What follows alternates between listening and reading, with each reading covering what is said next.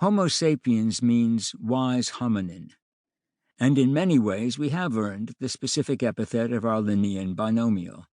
Our species has dated the origin of the universe, plumbed the nature of matter and energy, decoded the secrets of life, unraveled the circuitry of consciousness, and chronicled our history and diversity. We have applied this knowledge to enhance our own flourishing, blunting the scourges that immiserated our ancestors for most of our existence. We have postponed our expected date with death from 30 years of age to more than 70, 80 in developed countries, reduced extreme poverty from 90% of humanity to less than 9%, slashed the rates of death from war 20-fold and from famine 100-fold. Even when the ancient bane of pestilence rose up anew in the 21st century, we identified the cause within days, sequenced its genome within weeks, and administered vaccines within a year, keeping its death toll to a fraction of those of historic pandemics. The cognitive wherewithal to understand the world and bend it to our advantage is not a trophy of Western civilization. It's the patrimony of our species. The San of the Kalahari Desert in southern Africa are one of the world's oldest peoples, and their foraging lifestyle, maintained until recently, offers a glimpse of the ways in which humans spent most of their existence. Hunter-gatherers don't just chuck spears at passing animals or help themselves to fruit and nuts growing around them. The tracking scientist Louis Liebenberg, who has worked with the San for decades, has described how they owe their survival to a scientific mindset.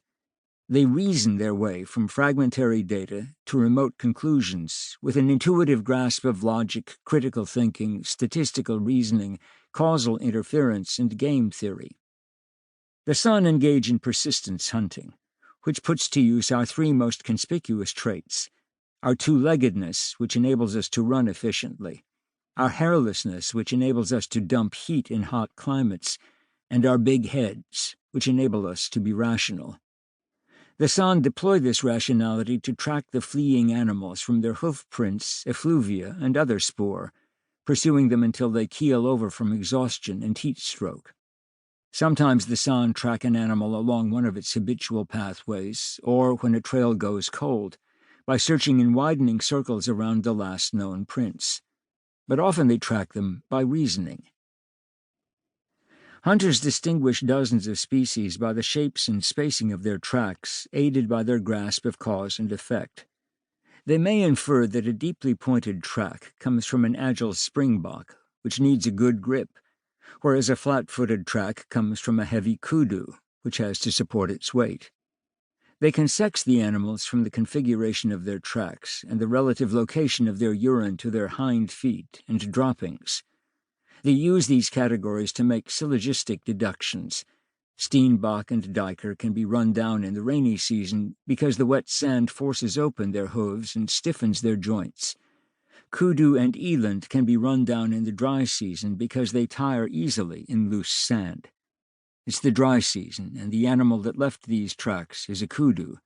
Therefore, this animal can be run down. The San don't just pigeonhole animals into categories, but make finer-grained logical distinctions.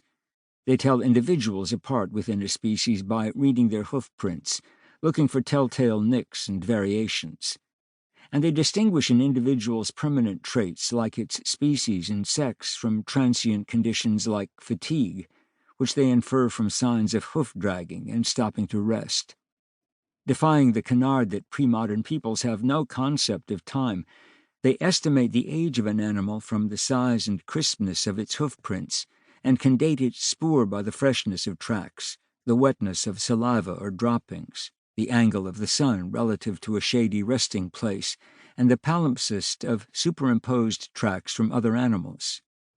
Persistence hunting could not succeed without those logical niceties. A hunter can't track just any gemsbok from among the many that have left tracks, but only the one he has been pursuing to exhaustion.